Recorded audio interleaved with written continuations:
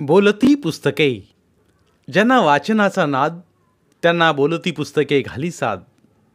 आमचं channel subscribe करा आणि सबस्क्राईब करायला इतरांनाही सांगा.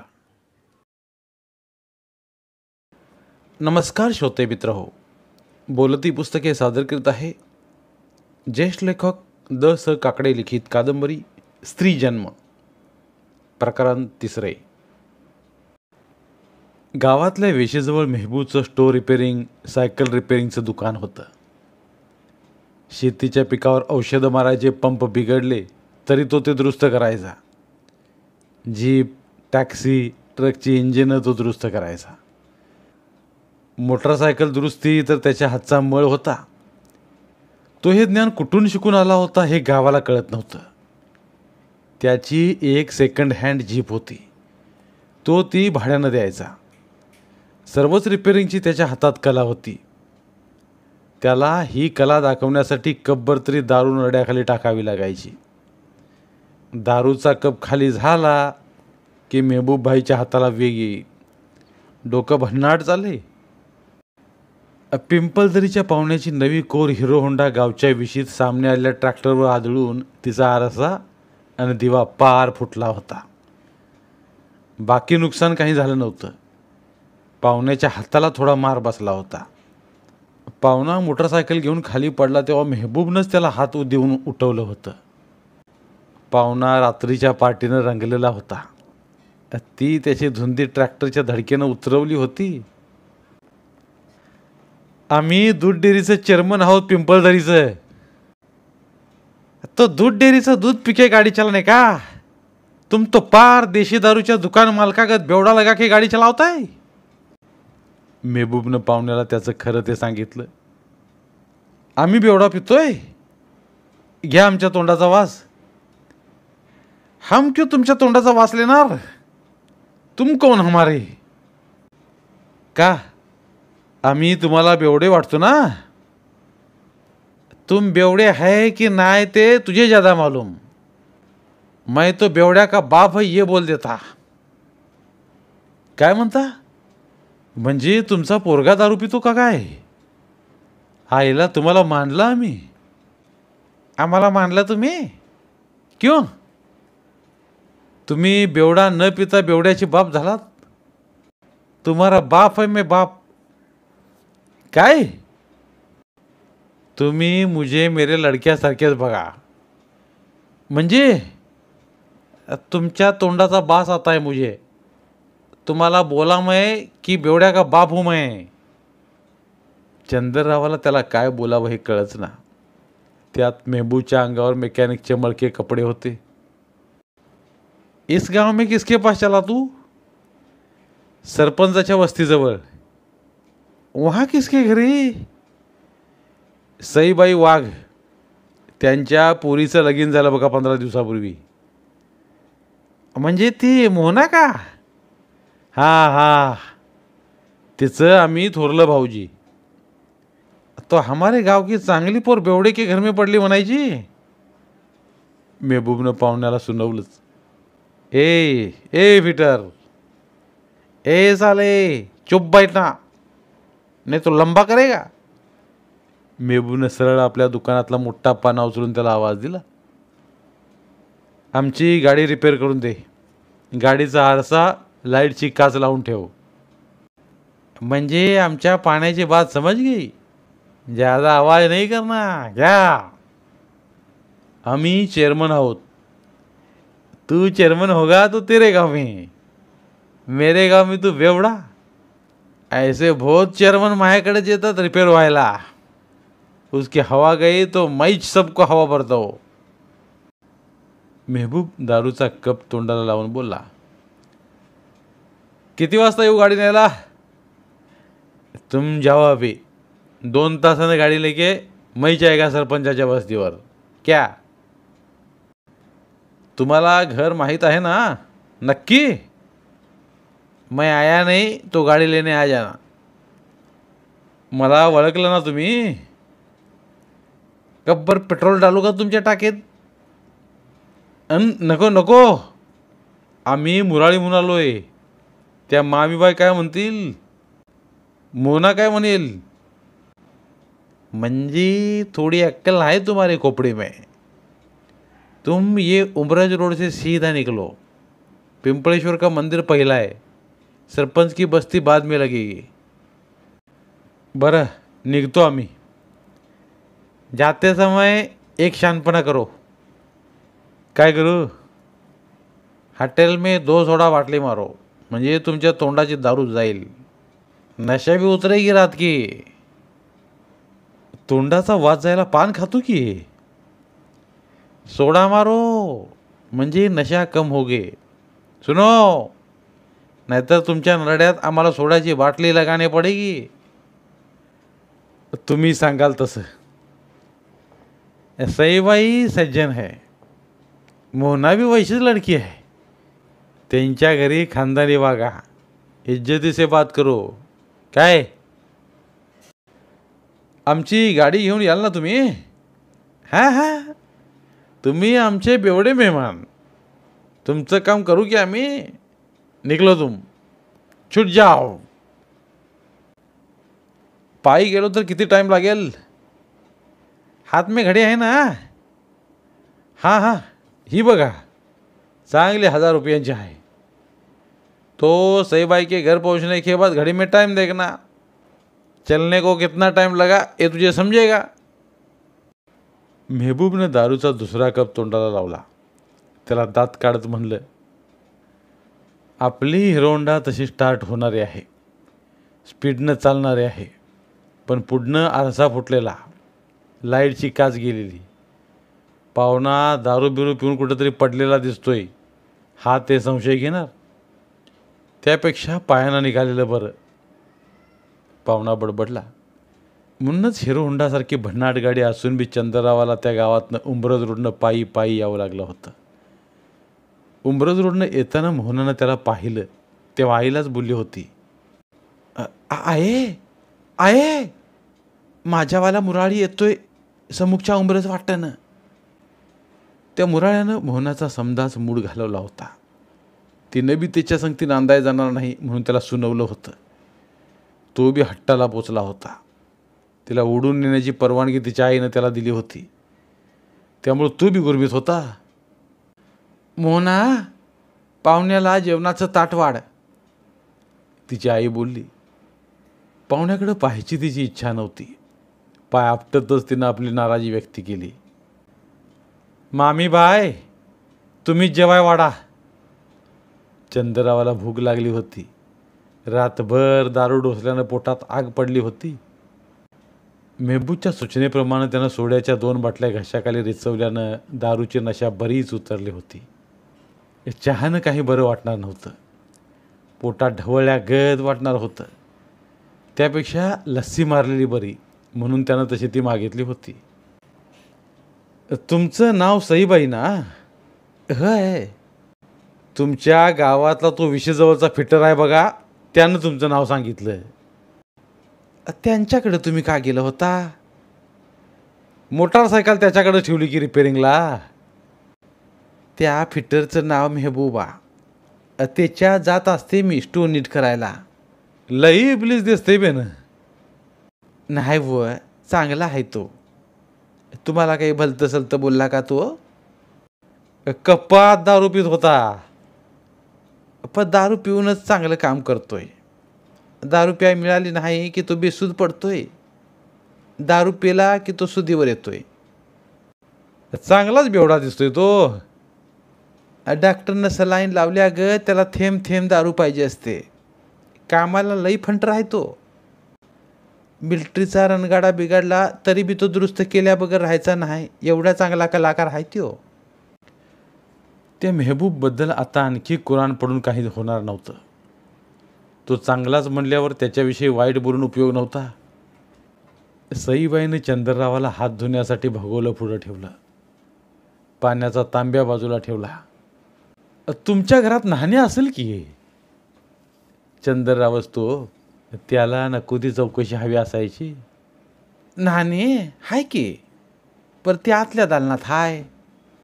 खरं म्हणजे मी आंघोळच करणार होतो। मग करा की आंघोळ, तपेल्यात पाणी ठेवते तापायला। पाणी तापाय टाईम लागेल. गोबर गॅस आहे की, 10 मिनिटात पाणी तापल. तुमच्या घरात मला धोतर बदलायला आहे काय? ते ऐकलं आणि सईबाईची बोलतीच बंद झाली. चंद्रराव आपल्या घरातल्या धोतराची वार्ता करतोय म्हणजे घरातल्या पुरुष माणसाची त्याला चौकशी करायची आहे.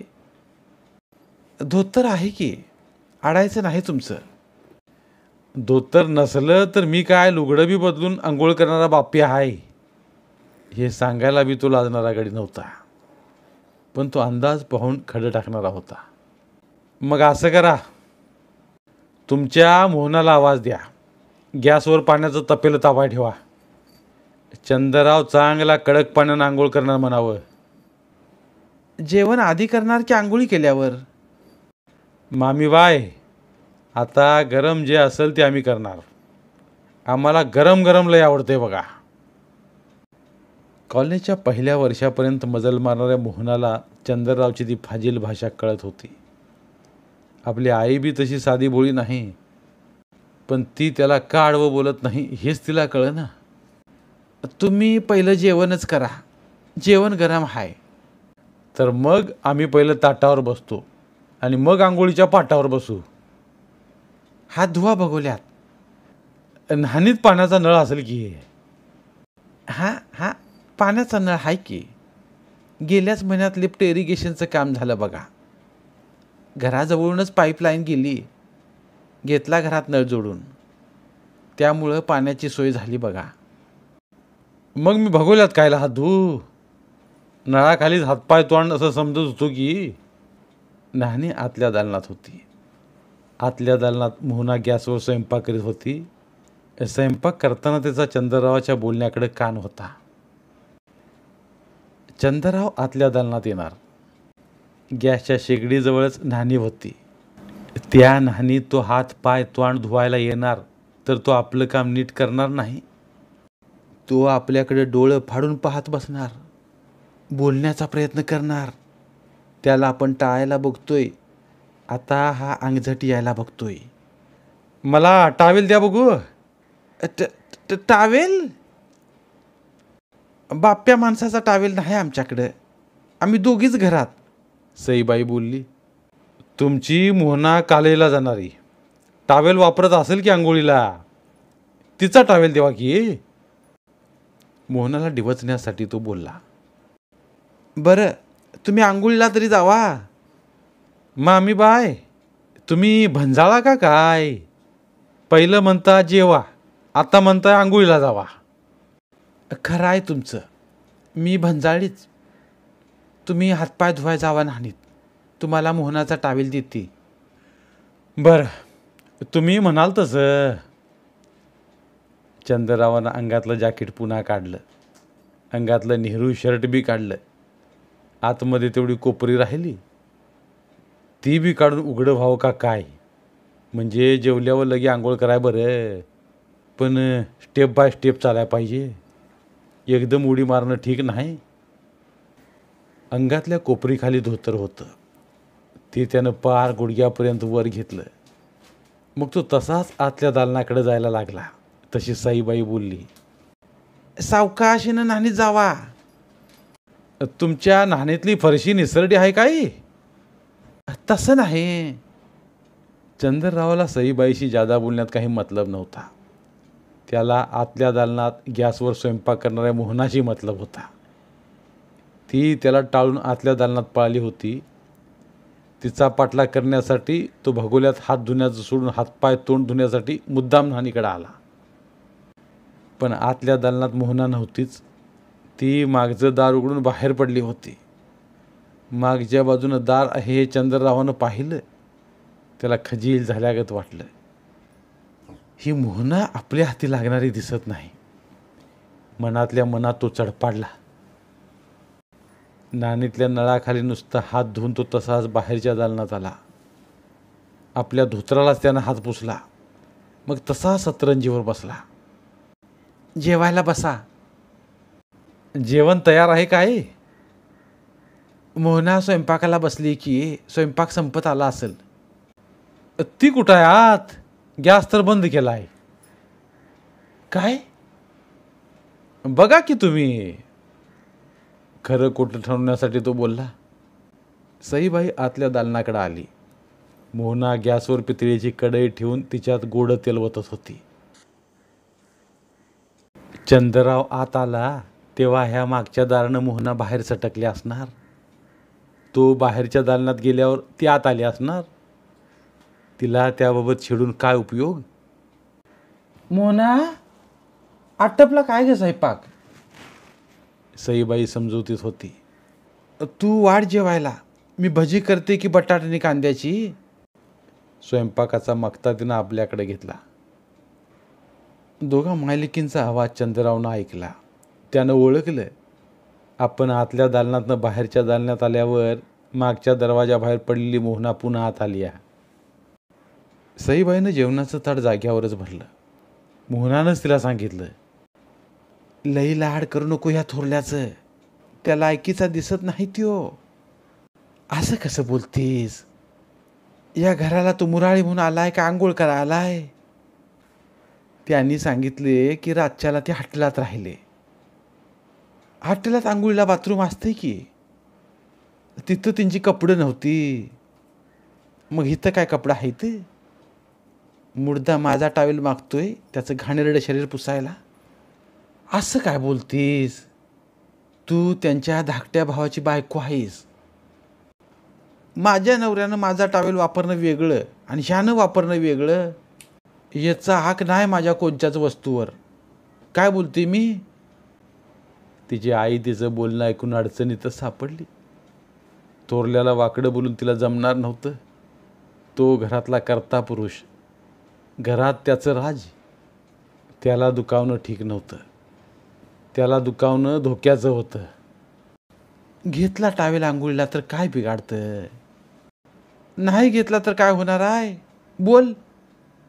मोहनाची हुज्जत घालून उपयोग नव्हता. सईबाईनं जेवणाचं ताट आणलं, चंद्ररावापुढं ठेवलं. हे भलं मोठं ताट, 2 पितळ्यात बसेल एवढा जेवणाचा थाट त्या एका ताटात होता. चपात्या, वरण, बटाटा भाजी, मेथी भाजी, मटकीची पातळ भाजी, लिंबू, पापड, लोणचं. सारं चंदनरावानं पाहिलं.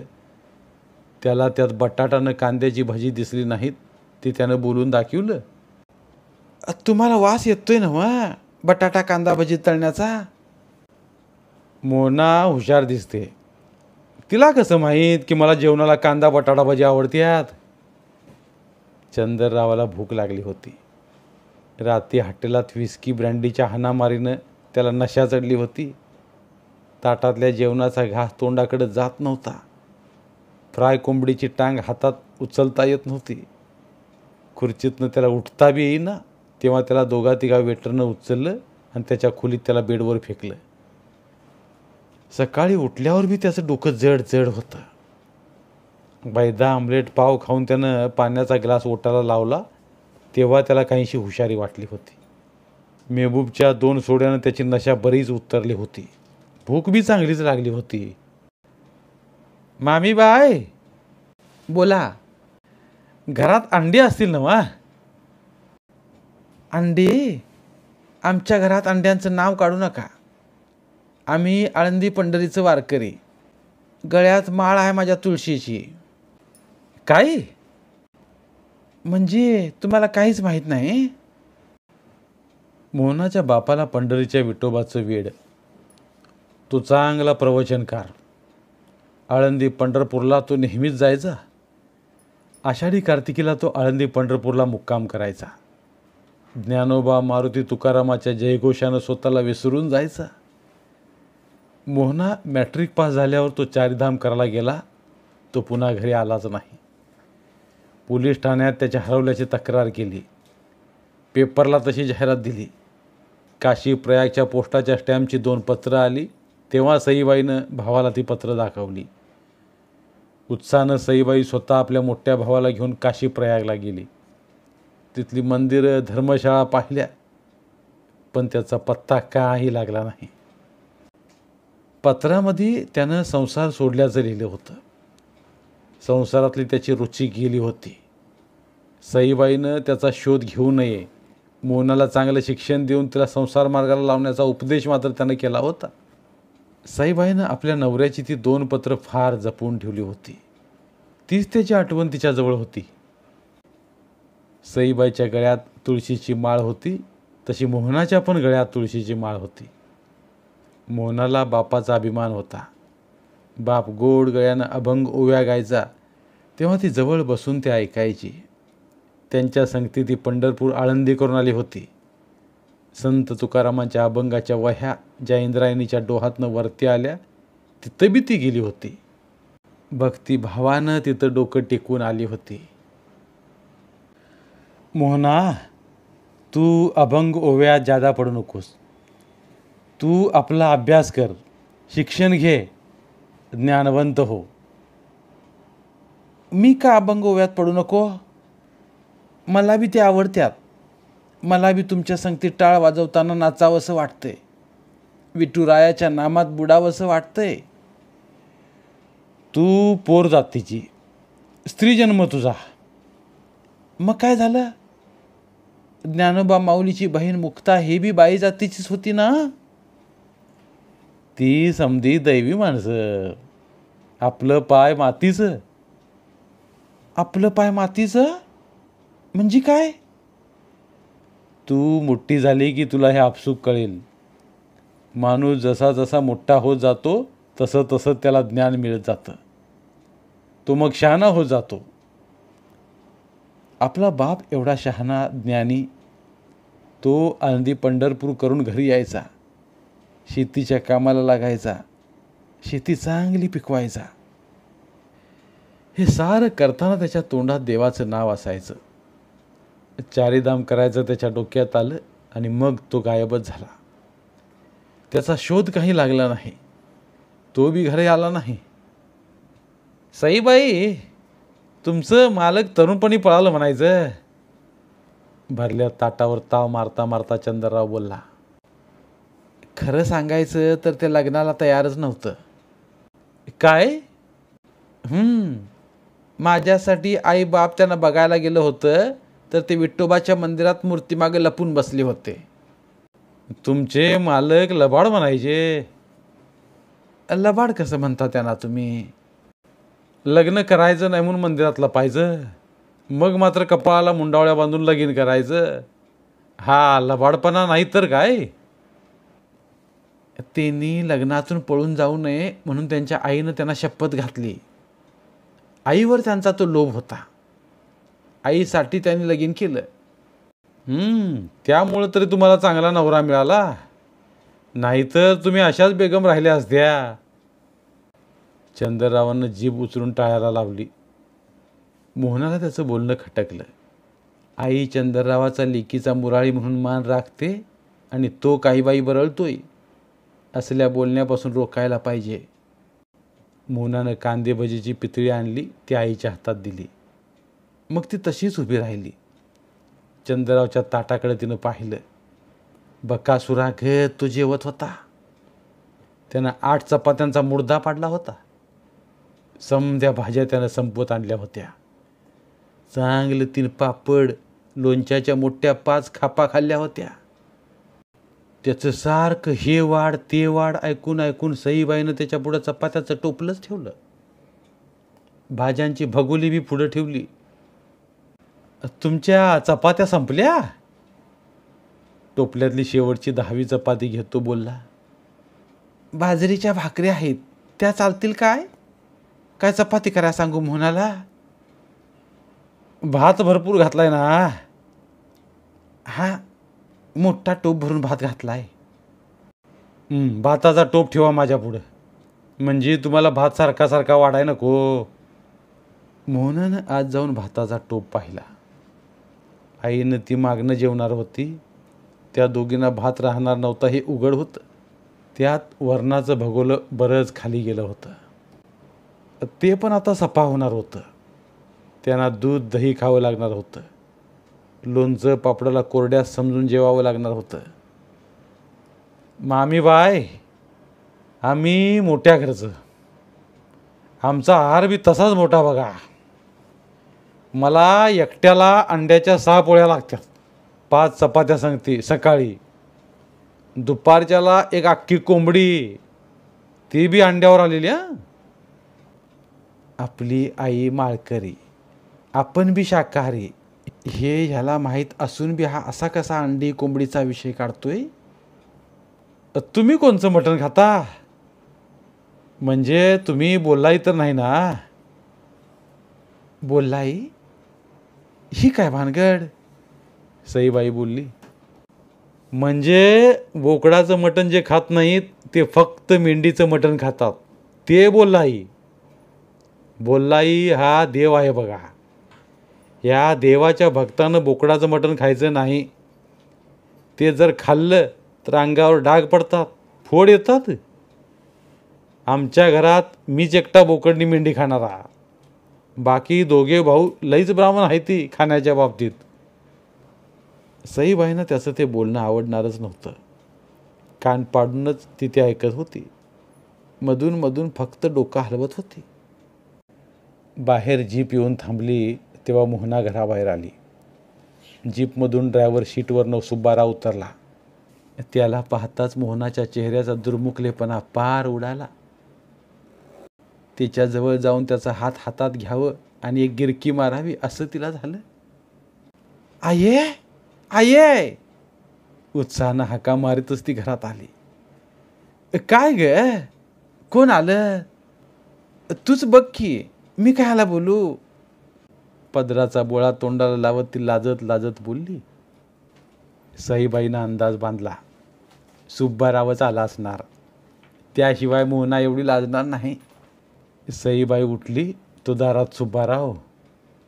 त्याचा चेहरा बी चांगलाच उजळलेला होता, पण सतरंजीवर बसून जेवणारा थोरला चंद्रराव बघताच त्याचा चेहरा पार उतरला. तू दादा? हां, मीच तुझा चंद्र दादा. तू कधी आलास इथं? मला जरा ह्या टोपातला भात खाऊ दे, मग बोलतो मी तुझ्याशी. जेवताना मला बोललेलं कोणीच आवडत नाही. चंद्ररावनं तुसड्या शब्दातच सुब्बारावला म्हणलं. या चंद्ररावने एवढं जेवण दाबून हाणलं, पण त्याचं तोंड बोलत होतं. बोलताना त्याला ठसका लागत नव्हता, त्याला घास लागत नव्हता. त्याचा घास बी काही चिमणचारा नव्हता, चांगलं मोठे मोठे घास घेत होता. मोहनानं उत्साहानं आपल्या नजरेनं सुब्बारावला आतल्या दालनात यायला सांगितलं. ती आत गेली. तिच्या पाठोपाठ आत जाणं काही ठीक नव्हतं. ती छोट्या कुटुंबातली, घरात ती आणि आईच. पण मोठ्या कुटुंबात एवढं मोकळेपणानं वागता येत नाही, तसा तो तिच्या पाठोपाठ आत गेलाही असता. सईबाईलाही त्यात वावगं काही वाटलं नसतं. पण चंद्ररावचा सवाल होता. तो थोरला भाऊ, त्यांच्या वाड्यात तो बापाच्या जागी, तोच समजा अधिकार गाजवीत होता. मोना, काय ग, पाहुणं लांबनं आल्यात, त्यांना पाणी तरी आणखी बाहेर. सुब्बाराव आतल्या दालनात आला नाही. तिला ते आवडलं नाही. तिनं स्टीलचा तांब्या घेतला. मडक्यातल्या पाण्यानं तो भरला. त्याच्यावर धुतलेला पेला तिनं ठेवला आणि मग ती बाहेर आली. चंद्ररावाच्या शेजारीच तो बसणार होता, पण घराच्या भिंतीला बंद करून ठेवली दुसरी लोखंडी खुर्ची होती. ती सईबाईनं उघडली. खुर्चीवर तिनं सुब्बारावला बसायला सांगितलं. सुब्बाराव लग्नातल्या सपारीत होता. त्याला गरम झालं तरी तो अंगानं उघडा होऊ शकत नव्हता.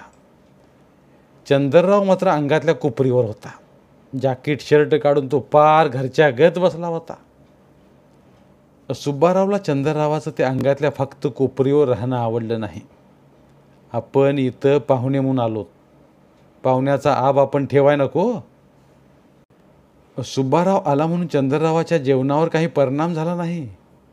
त्यानं नरड्यात घास येईपर्यंत दणकून हाणलं. जोरकस ढेकर देऊनच तो उठला.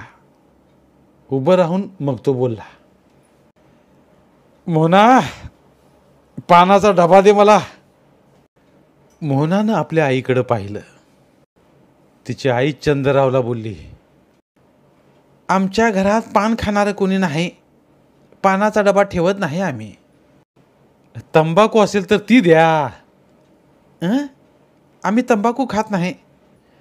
तंबाखू मिसरी बी लावत नाही. आम्ही दोघी पांढऱ्या पावडरनंच दात घासतोय.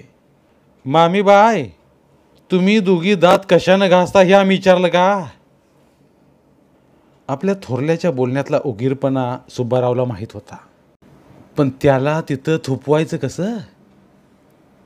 नव्यानं नातं जोडलेल्या घरात, ते पण सासरवडीच्या घरात वाद घालणं ठीक नव्हतं. तुम्हाला नक्की काय म्हणायचं आहे तेवढं सांगा, सईबाई संतपणे बोलली. जेवल्यावर आम्हाला पान खायची सवय आहे. तुम्ही म्हणता पान नाही, पानाचा डब्बा नाही, तंबाखू नाही, फक्त तुमच्याकडं पांढरी पावडर आहे. आता तीच द्या, मी दात घासत बसतो. चंद्रराव अवघड लागावा असं बोलला. सईबाईला तिथं त्या चंद्ररावा सांगते कसं बोलावं तेच कळेना. त्याच्याशी बोलण्यात काही राम नाही हे तिनं ताडलं.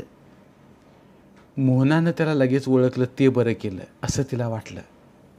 या चंद्ररावला वाटेला लाभपर्यंत गोड बोलाय पाहिजे, त्याला बोलायला जागा ठेवायला नको. सईबाईनं जेवणाची भांडीकुडी मोठ्या परातीत ठेवली आणि ती आत गेली. मग तीच शिरई घेऊन आली. जेवणाचं सारं खरकटं तिनं झाडून बाहेर टाकलं. तुम्हाला जेवायचं आहे, अर्धा तास थांबा, मी मोहनाला चपात्या करायला बसवते, सुब्बारावला सईबाई बोलली. बाजरी जुंधळ्याच्या भाकरी असतील ना, कालवण नसेल तर दूध दही वाडा, झालं माझं काम. सुब्बाराव त्यांना संकटात न टाकण्यासाठी म्हणून बोलला. जेवायला आणखी काही करू का? मोना हळूच बोलली. मोना, म्हणजे तुला नवऱ्याशीच बोलायचंय म्हण की, माझ्याशी बोलायला तुला काय कडू लागतंय? चंद्ररावानं मोहनावर वार केला. चंद्रदादा, ही तुझ्याशी बोलली नाही? सुब्बारावनी चंद्ररावाला म्हणलं. तो काय लायकीचा आहे हे माहीत असली मोहना सुब्बारावला खरं काय ते बोलणार होती, पण लगेच असं बोलणं ठीक नव्हतं. सासरी नांदण्यासाठी तिचं पाऊल बी अजून पडलेलं नव्हतं. तूच विचार की तुझ्या नवरीला, तिनं मला जेवणाचं ताट बी वाढलं नाही, माझ्या सामने उभी राहिली नाही. सुब्बारावनं मोहनाकडं पाहिलं. तिनं मान वळवली. आपण तोंड सोडायलाच पाहिजे ह्या थोरल्यावर. तू नुसता आल्याचं पाहिलं तर बघ घरात कशी नाचायला लागली या, तुझ्याशी गुलू गुलू बोलायला लागली. चंद्ररावानं आपला रंग दाखवायला सुरुवात केली. सईबाईला मोहनाची बाजू घेता येईना. बाजू घ्यावी तर मुलीची बाजू, तिची वकिली करावी तर चंद्रराव न्यायमूर्तीचा बाप होणार आणि लगेच पोर टाकल्याचा निर्णय देणार. दादा, तू इकडे कधी आलास? सुब्बारावानं चंद्ररावाशी अवांतर बोलणं केलं. झाले 2 तास. तू रात्री नारायणगावला होतास तमाशा थिएटरात?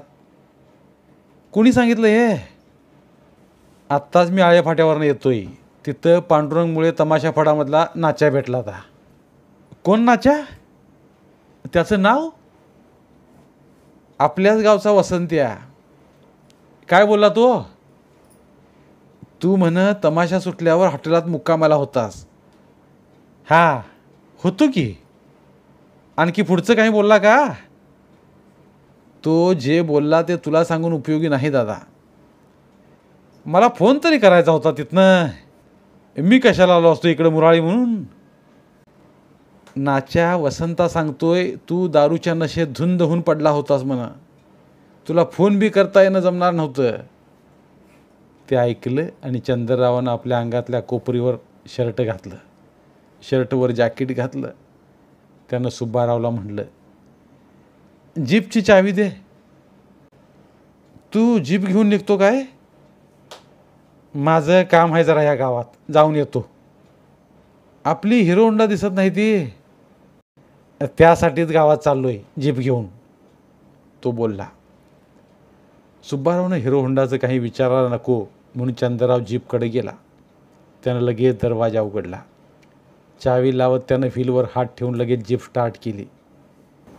जीप मागं घेऊन तो तसाच उंबरज रोडनं गावाकडे निघाला. धन्यवाद. उर्वरित कादंबरी पुढील भागात. मराठीतील प्रतिभावंत लेखकांचं साहित्य कथा कादंबऱ्या ऐकण्यासाठी आमचं बोलती पुस्तके हे चॅनल सबस्क्राईब करा आणि मराठी साहित्याचा प्रसार करण्यासाठी प्रत्येक मराठी माणसाला सबस्क्राईब करण्यासाठी आवाहन करा आणि बोलती पुस्तके या साहित्य चळवळीत सहभागी व्हा. आपले पुन्हा एकदा धन्यवाद.